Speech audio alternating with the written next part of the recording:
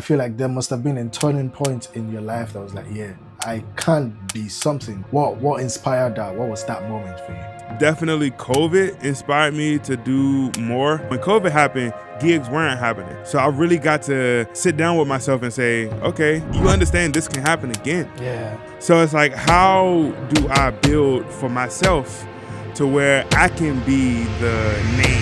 Hamson Abraham II, popularly known as Haze Amaze, is a drummer, content creator, and mentor. With his unique ability to bring irresistible joy every time he's behind the kit. Haze Amaze is more than a musician. He's an experience. That's crazy. That's insane consistency. What drives that level of discipline and output? Like, how do you stay consistent? The main things that drive my consistency and my persistence is... My question is, how? You have to have a good reputation. Nobody is going to want to bring you along under them or with them if your reputation is bad. Did you ever deal with imposter syndrome? And if you did, how did you overcome that? Yes, I did. And the way I overcame it was understanding who I am and honestly understanding whose I am. I'm a child of God, and He made us all different. Try to tune in and listen to what the drummer is doing, but more importantly, what the drummer is not doing. That's a good question. Just give me 5 seconds. Take your time, bro. Hello guys, thank you so much for tuning into this episode of Shared with Dahveed. Just to give you guys a quick information as to what to expect in a Shared with Dahveed episode. Shared with Dahveed is split into 3 sections. We've got the interview, we've got the shared, and the giveaway. For the interview, this is a section where the guest and I are basically just having a conversation. The shared is where we get to do music, and the giveaway is a section where we give back to the community. With all that being said, I'll leave you guys to enjoy this video, and I'll see you guys on the other side. Peace. Hello guys, welcome to another episode of Shared with Dahveed. And you already know this is a space where we have real deep and insightful conversations with seasoned musicians. And today, I'm joined by someone whose presence speaks so much volume for himself. He's a creative, a global brand, and a mentor. You might know him as the joyful force behind the kit. Man is just always smiling, you know. He started the world with so many incredible artists, and he's built a very powerful name for himself, and he continues to inspire thousands with his consistency. Ladies and gentlemen, gentle boys and gentle girls, this is Haze Amaze. What's up, everybody? Welcome to Share with Dahveed. Thank you for the wonderful introduction, my guy. I appreciate you. Before we get started, I've got a video I want to show you. Okay.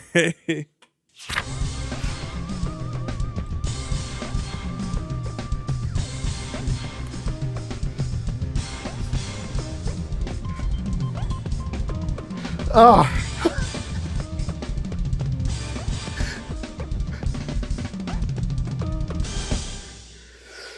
Oh my days. Yeah, that video gave me sleepless nights. Loads of sleepless nights. How? My question is, how? Hey, Man, how are you able goodness. to do all that? Man, that was the time when I was sharing a lot. That was during COVID, I believe. So I was in my drum room every single day, going crazy, learning patterns, learning how to tune, learning how to mix drums and everything like that. So that intro actually is from, I think it was a K. Michelle show that Jamal Moore originally played on. And I think the arrangement was by Young World.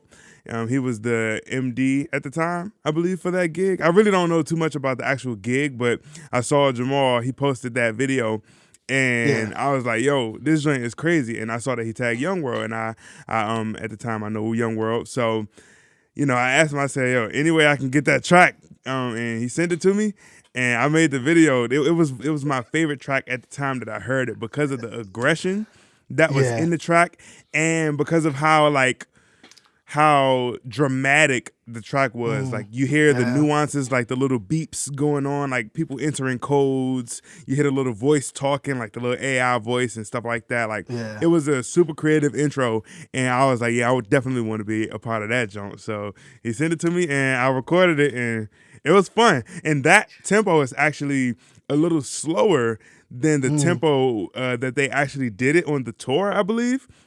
because Jamal's video, the tempo is a bit faster. So I actually got the slowed down version, which may have been like the original version, but I'm glad I did because that was fast. That was fast for me to try to double time that. That was even fast. Yeah. So yeah, man, it all came together real well. Nah, that was in 2020 as well. Yeah, that was Yep. definitely during COVID. And Hmm. yeah, I mean, needless to say, that was also one of my personal favorite video of you. I mean, that's why I'm Appreciate playing it. So you see it, really. Let's go to the foundation, really. Haze Amaze is such a big name now, right? Like the brand, the actual word, Haze Amaze. How did you come about that name? I got that name in middle school. Actually, whether he knew it or not, one of my friends he actually gave me the name. I walked into class one day, and this was after I had posted like some trash video on YouTube. But you know, Wow. I thought it was trash. But you Trash. know, No, it's not trash though. but I was young. I was a kid. So when I came in class the next day, he's like, "Oh, there you go, Haze Amaze," and it just kind of stuck with me from then. So I did, in middle school, I didn't really do social media or really have a artist name per se. Yeah. But, as that time came around and I started to do more social media content and started to become into my own of who I am, that was the name that like registered with me and stuck with me the most. So, you know what I mean? Like, got it from a childhood friend, and it resurfaced a little later on after like high school and everything like that. So, yeah, man. And to be fair, you've actually done quite a good job in putting that name in front of us because, I mean, I remember when you used to have this very tight t-shirt on and you had Haze Amaze written on it, right? Like, yeah, that was all you wore every time, bro. Really. But then, when did you first like fall in love with music, like, and say more specifically drums? I first fell in love with music when I was a kid. I've always loved music. I used to sing in a choir at church, so I've always loved music. But more specifically, drums. It wasn't until my middle school years, when I was younger and being a kid, I really was into football. I was heavy into football, American football, that is. Oh yeah. I was really heavy into it, and that's what I wanted to do as a career. I wanted to be an NFL player. But Yeah. as I got older and I moved away from where I was living when I was a child, which was District Heights, Maryland. I moved away from there to Upper Marlboro, Maryland. Now, the high school that I wanted to go to was the high school that all my friends would be at. I wouldn't have been able to go there unless I did what's called the CVPA program, which was the Center for Visual and Performing Arts program, which allowed me to go to that school. So I couldn't do that program because it was after school and do the football team at the high school. So I had to make a decision like, do I want to be on the football team or do I want Yeah. to, do this program? And because the program was the only way that I would be able to go to that school, I Yeah. chose the program, and like that's where my love for music like deepened. My love for drums, should I say? I've always had the gift of playing, even from when I was a kid. But it was more so a hobby when I was a kid. It wasn't like, oh, this is what I want to do as a profession, you know. But when it came late middle school years, early high school is when I really start taking drums more serious. Really, and now you've just taken it beyond being a hobby. Now it's like it's really professional, right? Like Ah, how yeah. when did that switch happen for you? When did you go from, oh yeah, this is something I just love doing, to, oh, now I want to do this professionally? Yeah, that came early high school. Early high school is when I started to think about life after high school, life after college, and Yeah. everything like that. Like, what do I want to do for real, for real? And drums was definitely that. And I stepped into actually traveling and touring professionally in 2019, I believe it was. So not too long ago. It hasn't been 10 years quite yet. But you know, I've been around. It's crazy because a majority of my career as a professional musician, I've been around people and been mentored by people, whether that's a musician or an artist or, you know, anybody in the arts who've been in the game for 30 years or more, 20 years or more, you know, so I've always been around seasoned folk, you know, no matter what gig I've been on, I've pretty much been around people who've been in the game for over 20 years. So I've gained a lot of knowledge and experience, and I feel like I took a lot of leaps because I had those veterans to help me along the way, you know? So I feel like I surpassed where I would have if I didn't have them, you know? But yeah, early high school is where I really told myself, all right, this music thing is going to be, you know, my life. This is what I want to do, you know?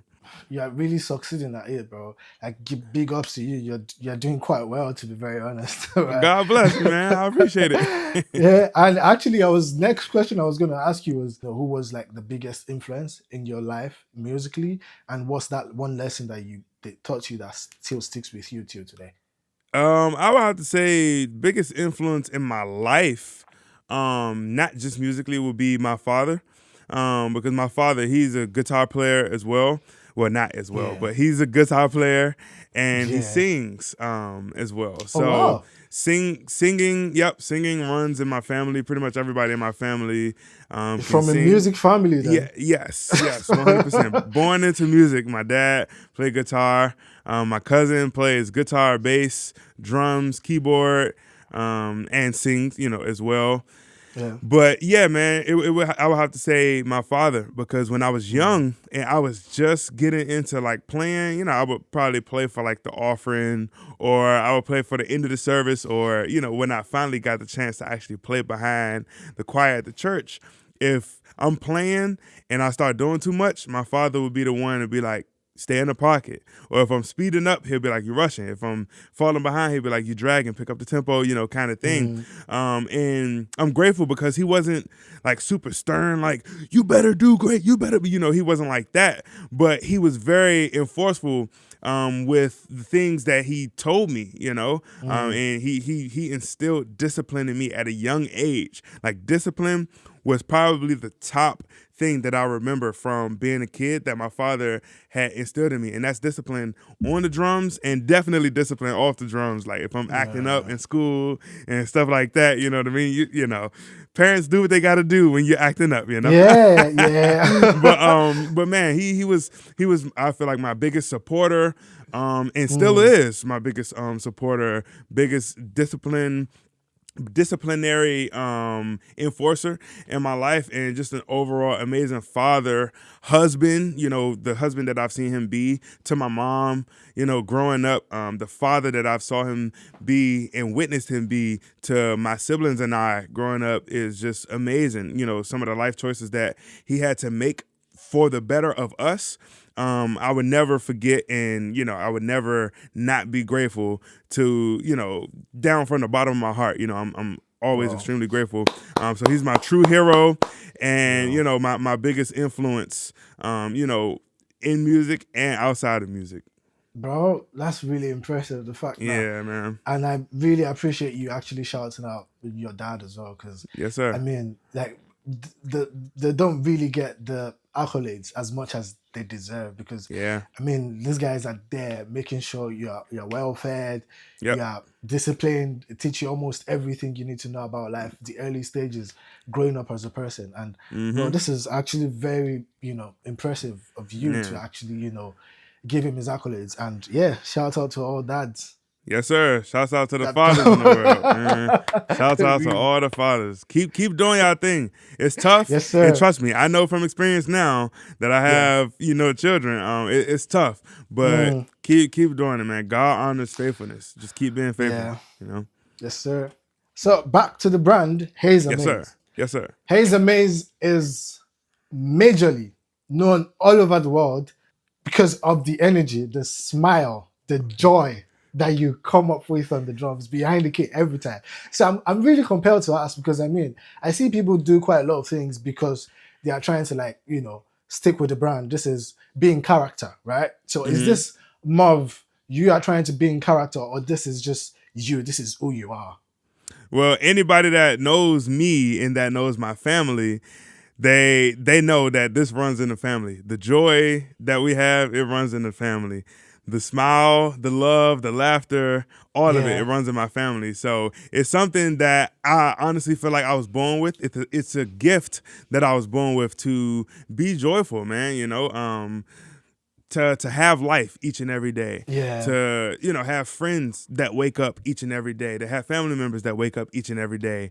All of these things definitely give me the life that I need to have joy. If things are going bad in your life all the time, obviously it'll be hard to find joy in it.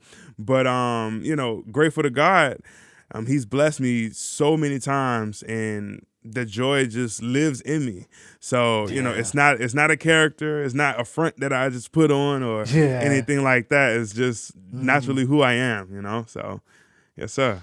Thank you. Thank you so much for sharing that. And I think this also sort of like boils down to the fact that, just be yourself behind, whatever art you're doing. Like, be yourself. Don't try to, copy someone else or, put up a front, because at the end of the day, the pressures of life, really, I feel like they would expose who you really are like in the long run. You can't keep fronting something for so long. Yes, it will sir. definitely get exposed.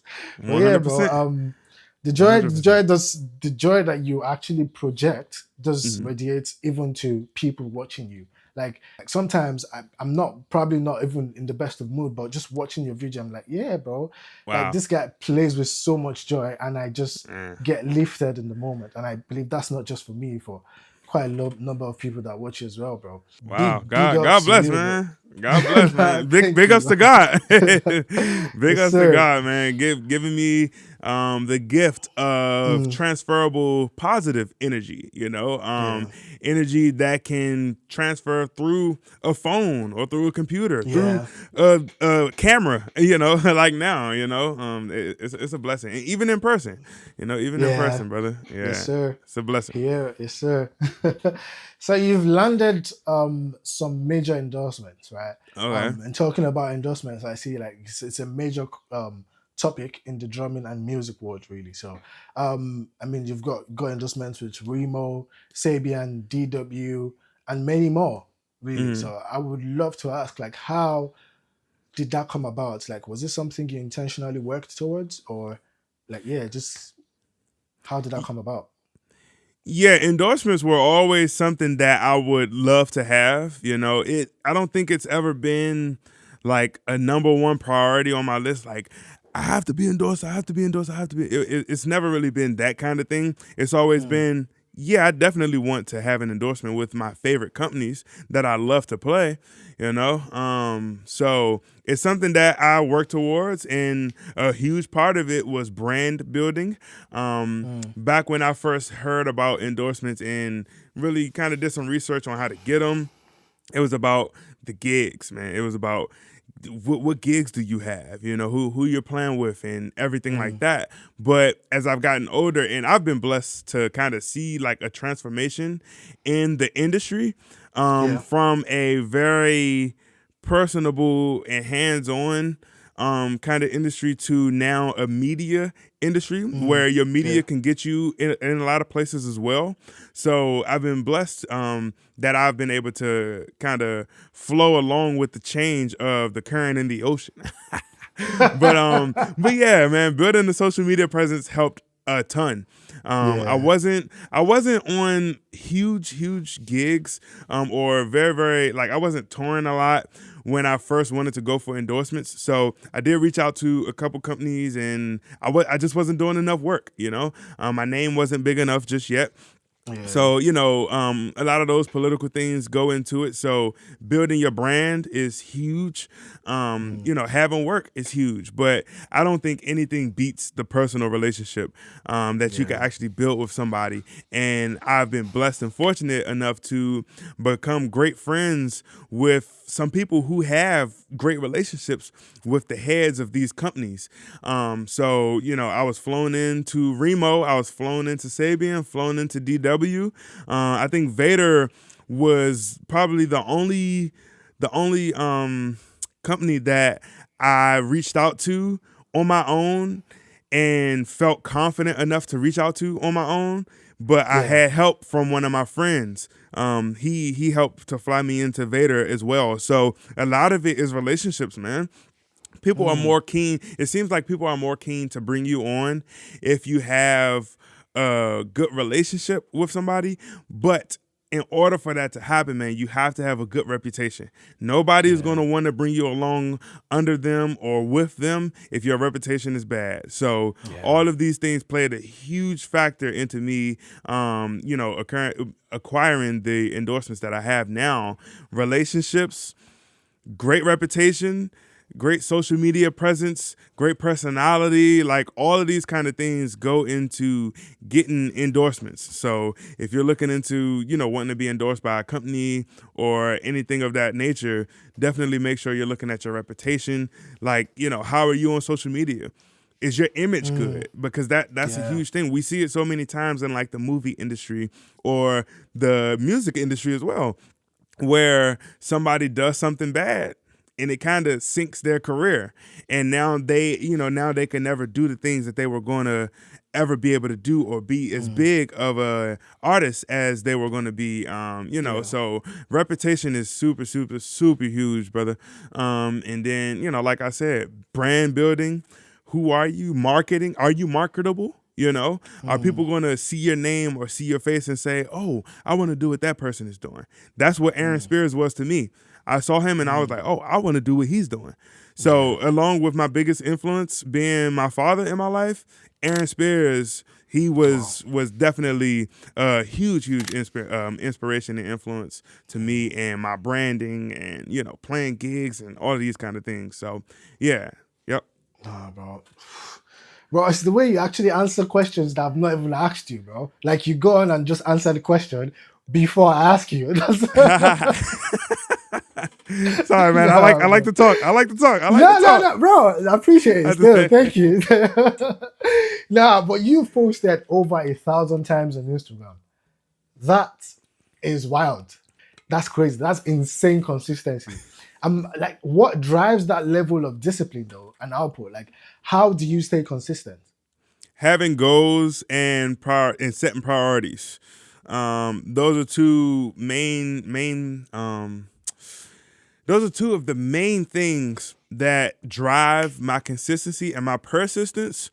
Is having those goals, wanting to reach those goals and knock them out the park and go further beyond the goals. Yeah.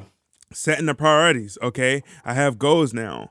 How am I going to obtain them? What am I going to do to succeed at what I want to succeed at? And those are two things that really, really, really drive me in being consistent. And also, it's fun. It's fun to post. It's fun hearing what people have to say about what you do, whether that's good or whether that's bad. It's fun. Yeah. And it's something that has been teaching me life lessons of patience, kindness, forgiveness, all of these things, not returning evil with evil, when people leave bad comments, because unfortunately it happens quite a bit now, to leave bad comments, and sometimes I'm just sitting chilling, sitting down watching TV. So I got all the time in the world to be negative right along with them and shoot back and fight back, you know what I mean? Things like that. But it doesn't do any good for anybody. I've learned over the course of my time being a content creator and being a brand that your pride can be huge, but you got to learn how to put a roof on it. You can't let your pride get in the way of your success. So I definitely feel like there have been times where I've received nasty comments or things like that, to where if I would have said what I wanted to say, it probably would ruin my reputation. But all of these kind of things, man, go into brand building. But that's what really drives the consistency. Me wanting to get better, me wanting to accomplish my goals, and all these kind of things that really drives my consistency with posting. That's inspiring, bro. Yes, sir. And what inspired you to even start? Because I mean, at the time you started, I mean, we could say COVID, there was really not so much to do, but I mean, I feel like there must have been a turning point in your life that was like, yeah, I can't be something. Like, I need to put out content. So what inspired that? What was that moment for you? I don't remember the specific moment, but what inspired it for me was definitely COVID inspired me to do more of my own branding. I was doing my own branding before, but I always had gigs to kind of drive me. Gigs were how I made a majority of my money and how I made my living, kind of thing. But when COVID happened, gigs weren't happening. So I really got to sit down with myself and say, okay, you understand this can happen again. Like people, like artists aren't working or doing tours and shows, and you're not really making any money, So it's like, how do I build for myself to where I can be the name, or I can be the person that's bringing in the money that I need to survive, And that was probably top of the list of things that really, really inspired me to get even into, building my brand even more. I had a brand before, but that really, really drove me to sit down and say, okay, this is what I want to do, and here's how I'm going to do it. So, the next part is really just the execution of it all, Yeah. And I mean, now what you just said now made me remember a particular statement that Josh Mckenzie said at a show we had in London. He shared about like build your own personal brand, whatever it is you've got going on, whatever it is you want to do it, push it till you start seeing the result, because that is what will eventually pay you back. Yes, sir.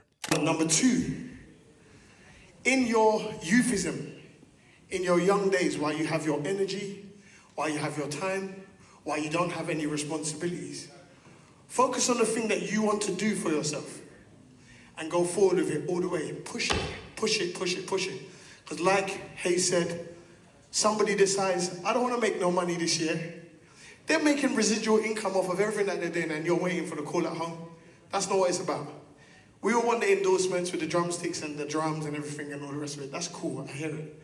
But do yourself a favor, do your next generation a favor, and make something of yourself that you will inspire the next generation. And I mean, I think it's just more to buttress what you had said. And I mean, it's just very important that we hold on to that and not as musicians, live a life that, we are so dependent on the artists we work with, or, the brand or whatever it is. Like, build your own personal stuff, because you yourself, you're a brand, you're an artist, you can be anything. Nothing is stopping you, really. Right. Yeah. Right. Yeah. Now let's talk about your content, bro. We've got Wild Chops Wednesday. We've got lessons from the crib. We've got the sound check. We've got tuning videos. We've got everything, bro. Everything you need is on Haze Amaze's page. But really, though, how do you come about like this? Because now it's starting to be like with the brand, the series, or like sub brand that can be attached to your brand. Like, as I said, Wild Chop Wednesday. No other person does it. It's just, you. Even if someone else comes up with it, it's been known with Haze Amaze. So like, how did you come about like all those sub brands under your brand? Yeah, man. I'm big into brands, I know how the world perceives brands. Like, I don't know everything about how they, but I know that if Tesla's name is on something, if Coca-Cola's name is on something, if Mercedes' name is on, if McDonald's name is on something, like, I know that it's going to drive traction. One of the people that I look at when it comes to that is Snoop Dogg. Snoop Dogg. Ooh. You can even just see his name, or you see his face, or you hear his voice on something, and I mean, he's all over the world doing pretty much everything at this point. So attaching those sub brands, man, to who I am and what I do, trying to make it authentic to me. Those things just came about with me sitting down, game planning. I'm in my notes that notes app that's on my computer, and I'm just like, what can I do? So when I first wanted to start being consistent in social media posting, it was a thing for me where I was like, okay, now I need something to post every single day. What am I going to post? So here's originally what I came up with. I came up with Motivation Monday.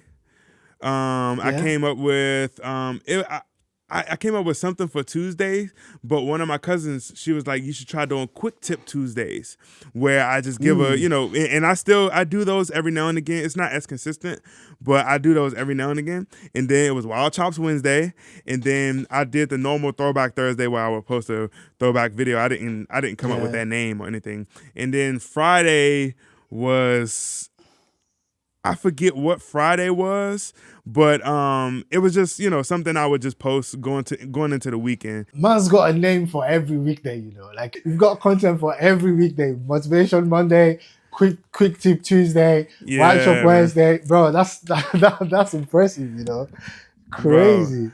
And one thing that's really, really fascinated me is the way you tune your drums. Your drums sound so good. I mean, obviously, it's also down to the brand you use and the actual equipment and gear and all of that stuff. But really, I would say like, what's the most important tip for tuning drums? Study. Studying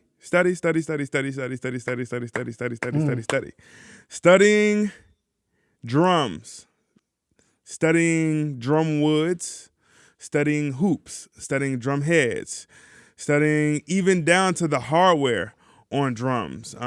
All of these things should happen before tuning, because a lot of times we're going for sounds that our drums probably can't produce.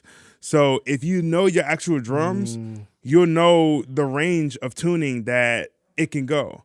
But I would definitely say along with studying, you have to practice your tuning. Watch a bunch of different videos of different tuning techniques, because somebody's technique may work better for you than another person's technique, And all of this stuff is available on YouTube, Just go on YouTube or go on Google, type in drum tuning videos, A bunch of stuff is going to pop up.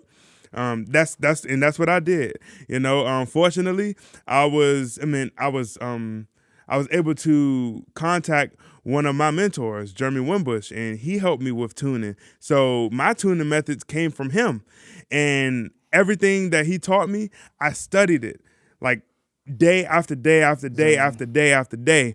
And you got to put in some hours. The power of repetition.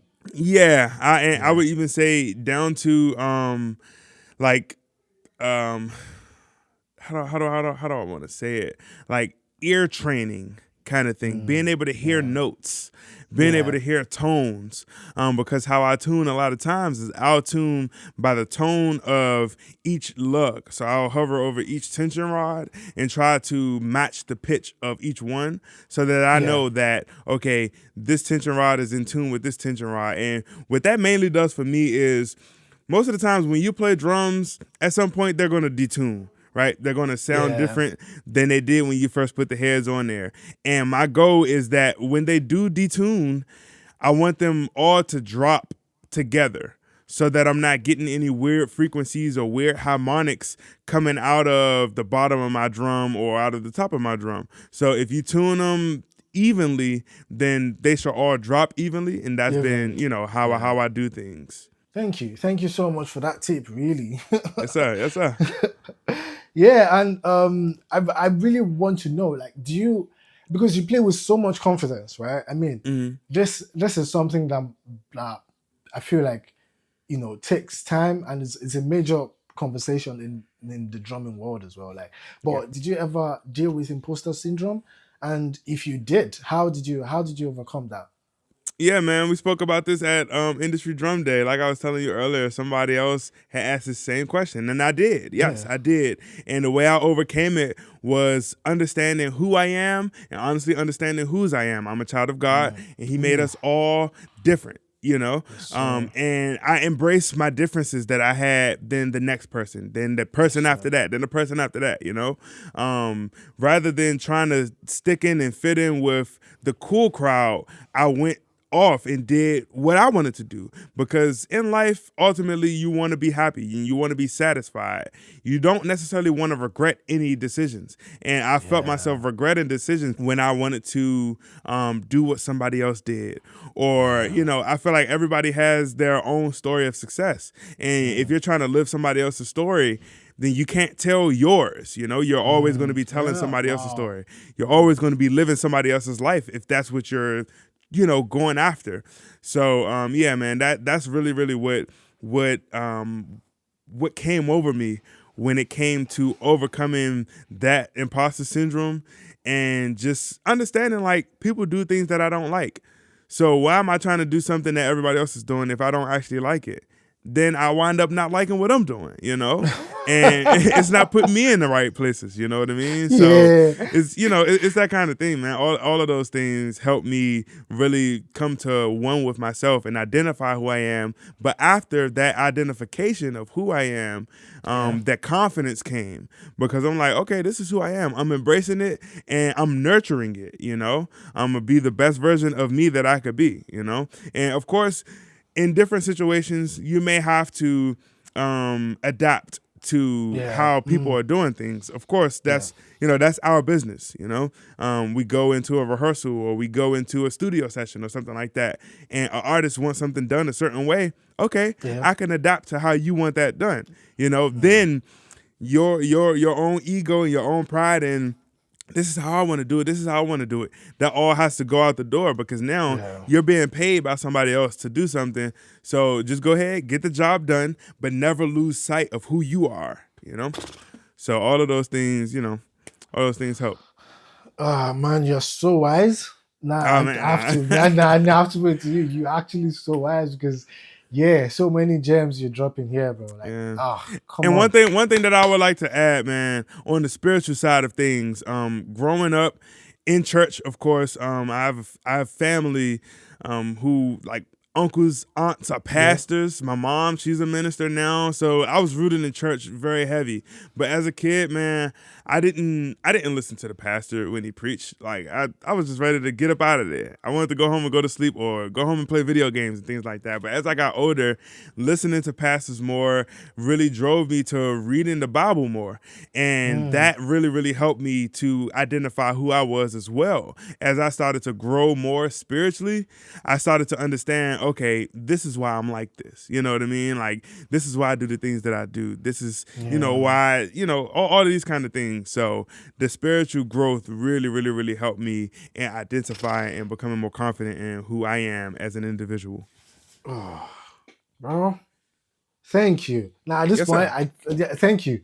Yes, sir. Thank you. Sir. That's what I'm gonna say, because this is a lot. This is a lot of information, bro. Thank you. You got it, brother. Yep. And I was gonna ask, like, what, in the grand scheme of things, right? Like, what legacy are you looking to build with your music and your brand? I want people to feel good. There's so much bad going on in the world today. So I want to leave the legacy of a great and grateful heart, someone who's here to serve and to help others, want to be known as a great musician as well, obviously.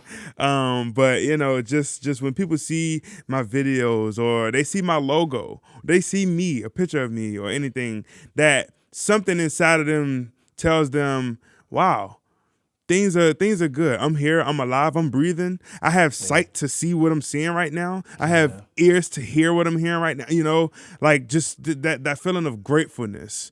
That's definitely, like a big part of what I want my legacy to be. You know, aside from being a family man and taking care of, you know, priorities and things that I need to take care of, you know, all of those kind of things. But, you know, that just when somebody hear the name Haze Amaze, I just wanted to leave a good, you know, a good impression. Like, wow, I remember how Haze made me feel when I watched this video that he made, or when I met him in person, or when he played behind this artist and I saw him play. You know, wow, you know, that's a legacy that I would, you know, hope to leave on this earth. You know, and just you know, just people being able to see me and wanting to know, where does that joy come from? You know, like you asked, and like many people ask, where does that joy come from? Where does that joy come from? Man, I got the joy of the Lord in my heart, man, all the time. Yes, sir. All the time, Yes, brother. sir. So Thank you so much for sharing that, really. And I think you are actually on that journey because you are building that legacy already. Appreciate that. You've played with quite a number of amazing artists.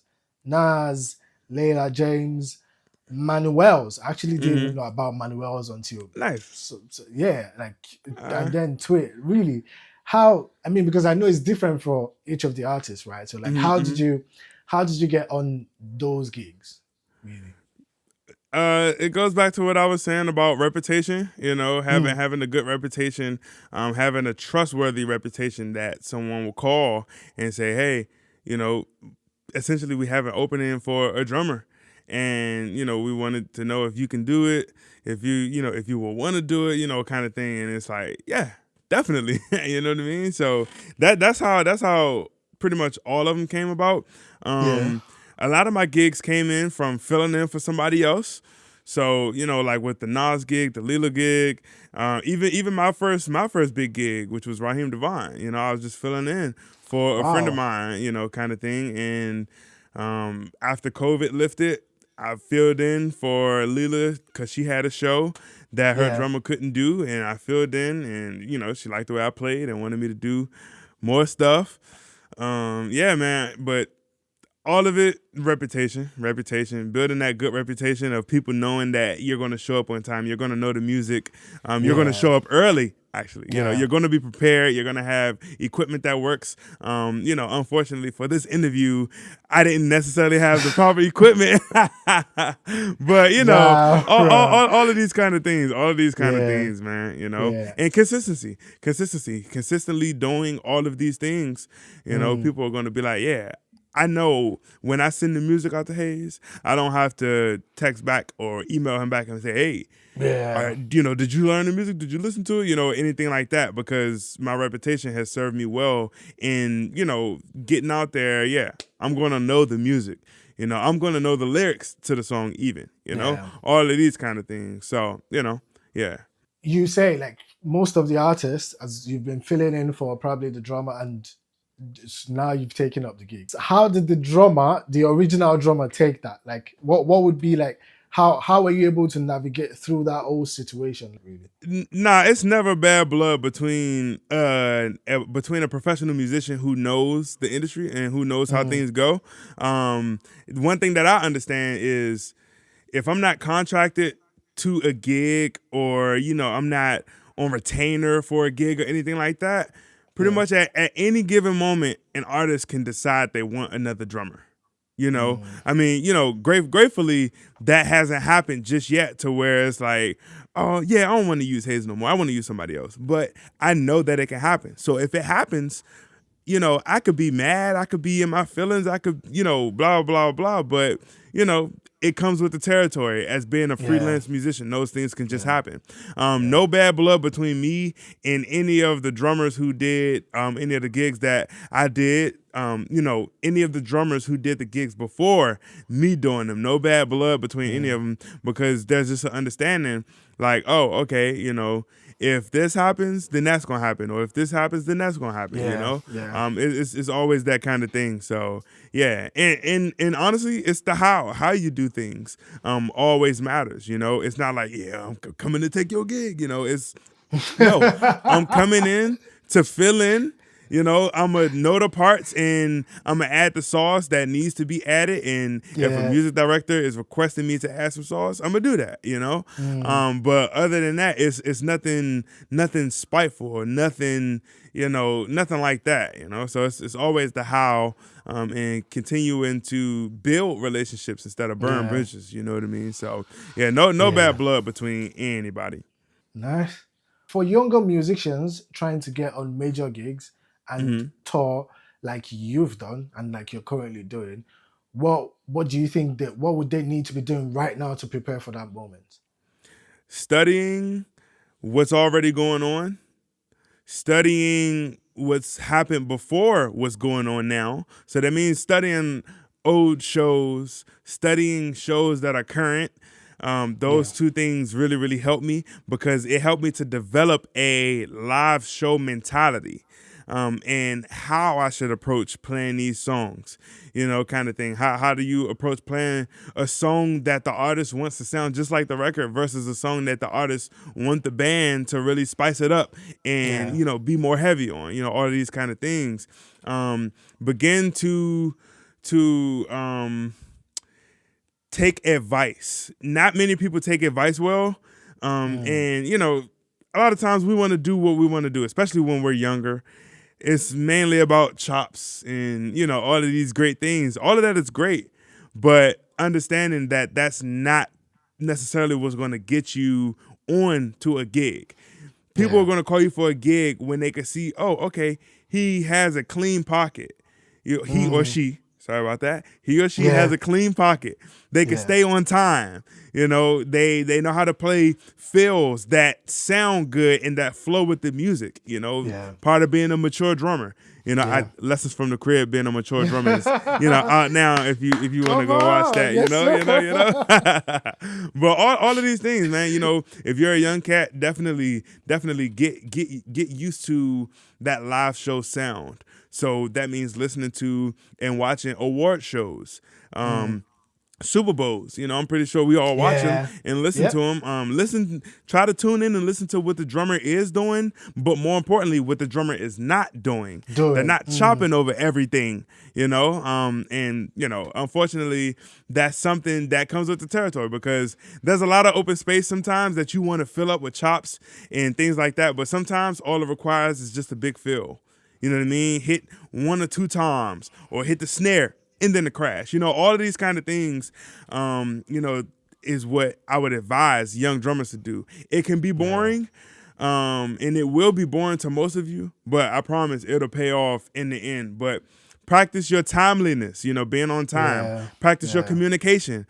How well do you respond to texts? How well do you respond to emails? You know, all of these kind of things. All of those, you know, off the kit kind of things that you want to get together. What is your maturity like? Are you disciplined? You know, being on the road can be very tempting at times, whether that's tempting with women, whether that's tempting with the amount of money that you make, being at the mall. Are you going to splurge all your money on some shoes or, you know, this, that, and the third kind of thing, you know? So building your discipline, you know, as a young kid is very, very important.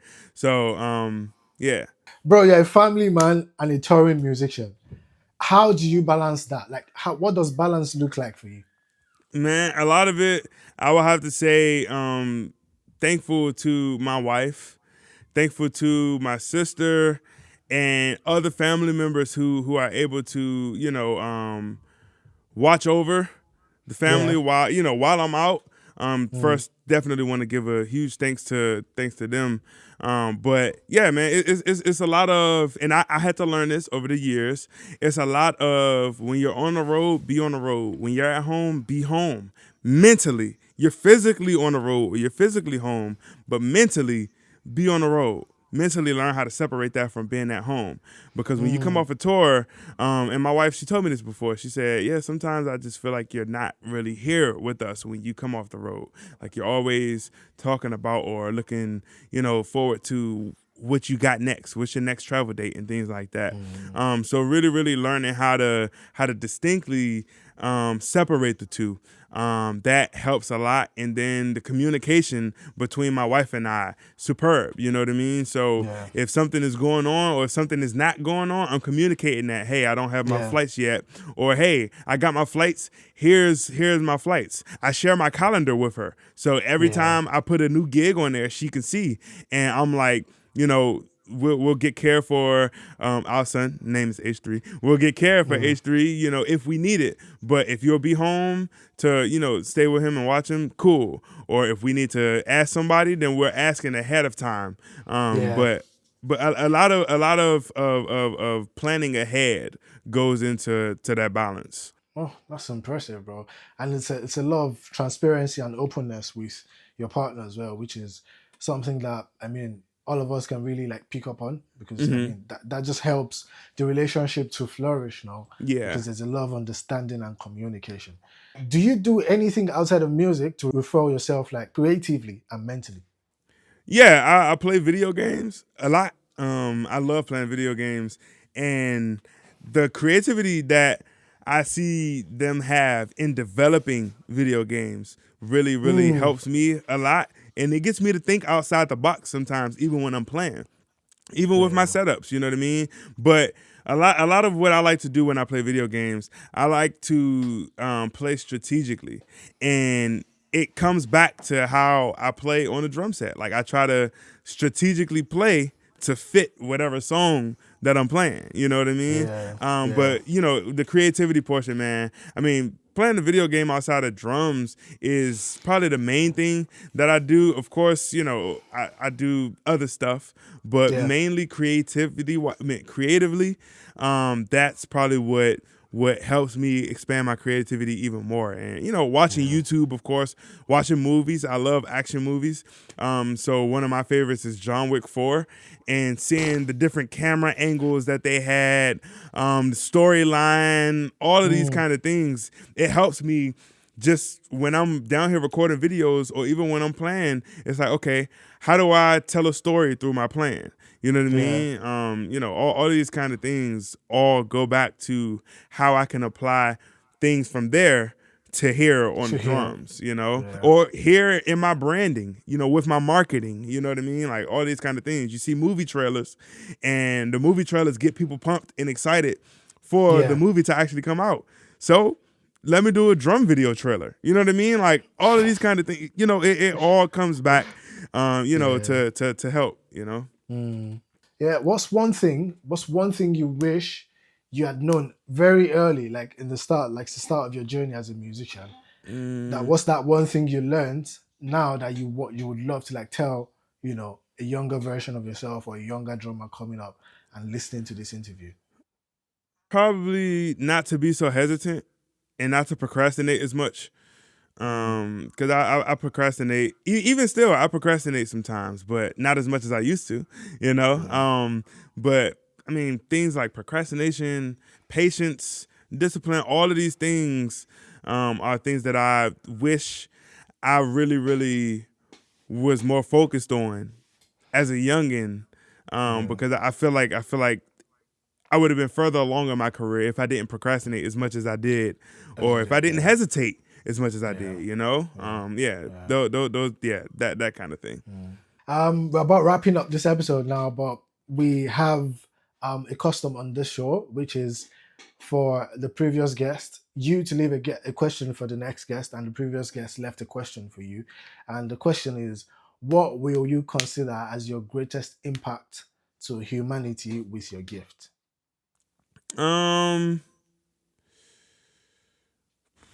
Happy feelings. I feel like everywhere that I go, I leave an imprint of joy. Rather than, just being a good drummer or whatever like that. It's like, oh, I remember you from last time. Even if people don't remember my name, I remember you from your smile. You know what I mean? Kind of thing. Yeah. And, always being happy. You know what I mean? Always being positive. So yeah, that would more likely be the biggest impact that I would say. I've left on humanity Yes, so sir. far. And what would be the question that you love to leave for the next guest?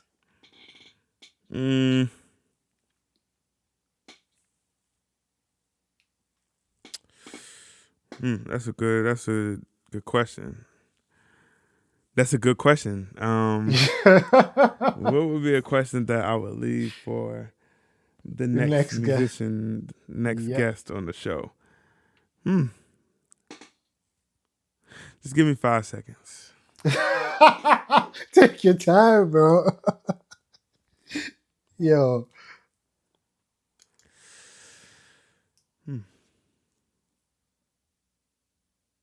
Okay, I got you.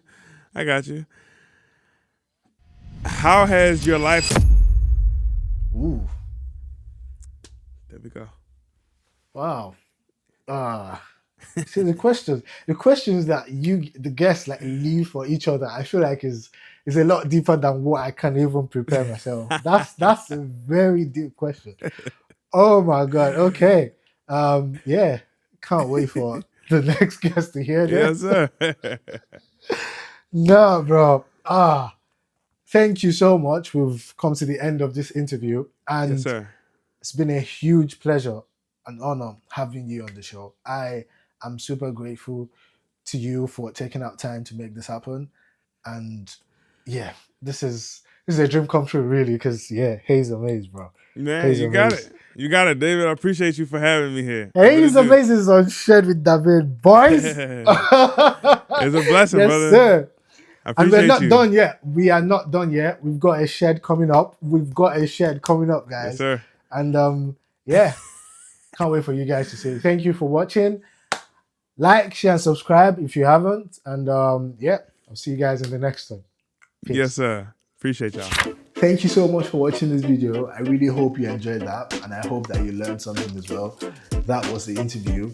We still have the shed and the giveaway coming up. For the shed, we are playing to an original track. It's called Out of Pace for obvious reasons. And for the giveaway, we are giving out an iRead USB-C audio interface. The picture is up on the screen, so you see which one we're actually giving away. So the shed and the giveaway will be released next week. So if you've not subscribed to the channel, now would be the right time to do that. Now would be the right time to do that. As a matter of fact, I'll wait for you. Subscribe. Turn on post notification as well. Thank you very much. Thank you very much. And also big thanks to every single person that is listening on the podcast platforms as well. That's Spotify and Apple Podcast. I really appreciate you guys. And if you also want to get a chance to listen to that, I'm going to link the podcast in the description below. Thank you so much for watching this. Thank you for being a part of this. Thank you for making this a success. And I will see you guys next week. You really don't want to miss that. To be very honest, so you can't. You don't even want to miss it. Hey, this is so Christy.